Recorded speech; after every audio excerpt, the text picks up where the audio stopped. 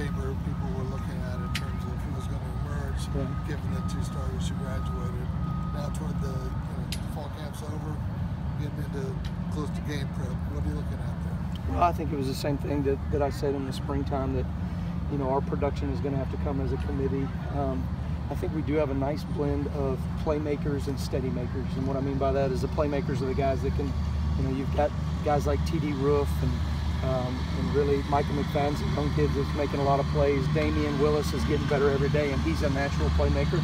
And then you've got some other guys that are really good steady makers in terms of Thomas Allen's doing a phenomenal job for us. I think Raekwon makes a ton of plays, but he's also really steady out there for us. So it's starting to shape up a little bit in terms of those 5 or 6 guys that we're going to see out there on the field. But I think we can't say, hey, just when we get to the first game, that's the best that we're going to do.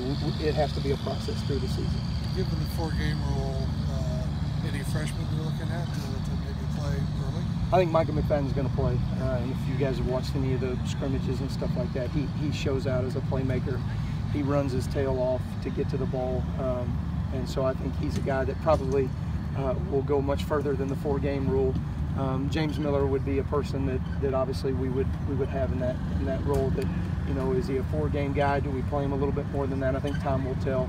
The question that's hard about the 4-game rule is, do you play him early, or do you use those 4 games as a precursor to spring ball? Or maybe you need him somewhere in the middle and all that stuff. So, and then of course on the outside, Cam Jones will play this season.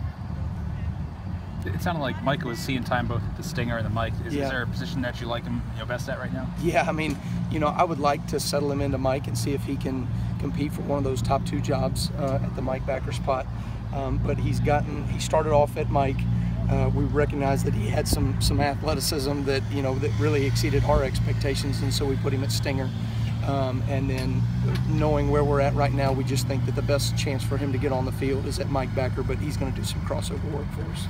T.D. and Damian are both guys that maybe you weren't maybe planning on having in the spring. Obviously, for different reasons, they're back with you here in preseason. Just how much of a boost have they been? Well, and to kind of go back to that point, we said we were going to be a committee by the springtime.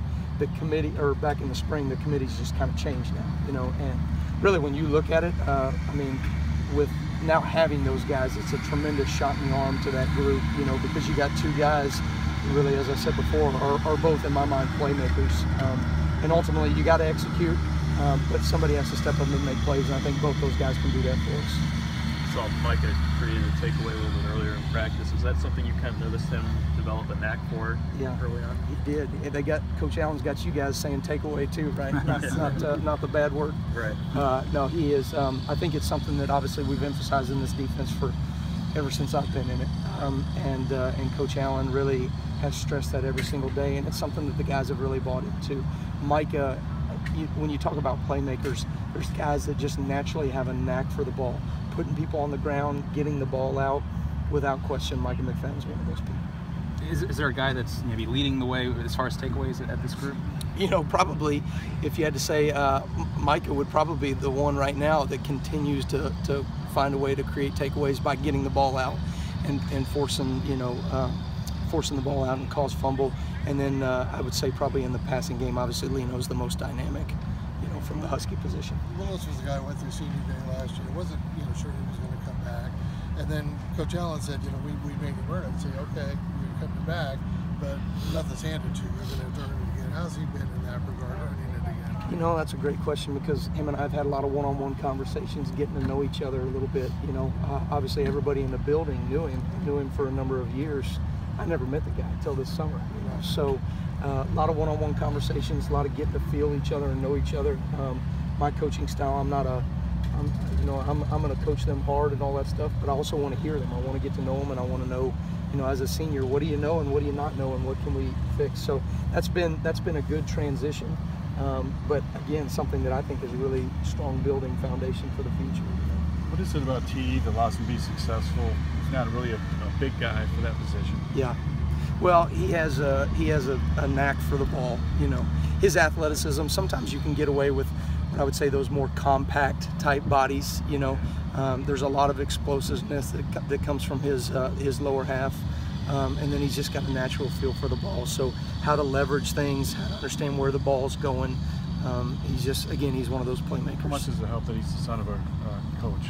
Well, you know, coaches' sons, we're on an elite level, you know, being a coach's son myself. You know, we just see the game totally different than everybody else. No, I think there's no question it helps, you know, and I think he probably took advantage of that a lot more than I did growing up. And Ted is obviously getting to play for his dad, Ted, for a year. The experience that he had on the field, whether it was special teams, whether it was on the field, like, it was experience. And right now in this room, any experience will help. How has TD adjusted to the extra weight he's playing with too? You know, that's probably a better question for Dave Ballou, but just from what I understand, you know, he played 205 this spring. He's up to about 223, 224 right now, and he gained 2 miles an hour in terms of his speed work in the summertime. So, you know, I can't tell you all the things, but that sounds a lot better to me, you know. What about, you know, having, you know, dealing with Marcelino, another guy that missed a lot of time last year? You know, how's he been in terms of fitting back in and getting going? Yeah, and I'll be honest with you. I thought Lino in the springtime, you know, I was hard on Lino. I think Lino was finding himself again as a football player, and really there was a little bit of give and take between the two of us in the springtime, and I thought, you know, we had some good conversations. We got to know each other a little bit better. I think time, you know, heals a lot of things, and going through this summer, he was so detailed in what he did in the summer, just matter of fact about his business, and I could not be more excited about Marcelino Ball right now. Just a guy that does his job, he's consistent every day, he's taking Cam Jones under his wing, a true freshman that's going to have to play behind him, and he's a developer and he's become a leader, and walking out of spring, I couldn't have told you that. So more than pleased with where Lino is right now. How has Raekwon's August been so far? Really good. You know, he had that bang up a couple of weeks ago, and that held him out for about a week there. And so he was really steady before, and then coming back, you know, took 2 days to get the rust knocked off, and now he's executing at a really high level. So when you talk about a guy that's a playmaker but also a really steady competitor for our defense, you know, Raekwon's kind of the guy that comes to mind. When he was out, was anyone maybe taking advantage of that time that was afforded? Without question, TD. You know, TD got a ton of reps. Micah McFadden, I think during that time we found out what Micah McFadden really was when he took a bunch of reps with the twos. And then we realized, you know, James Miller, who was playing Stinger, is going to be a very good player for the future. We just, for roster management issues, if we can, we'd like to hold a couple of those kids back in redshirt. Thanks, guys.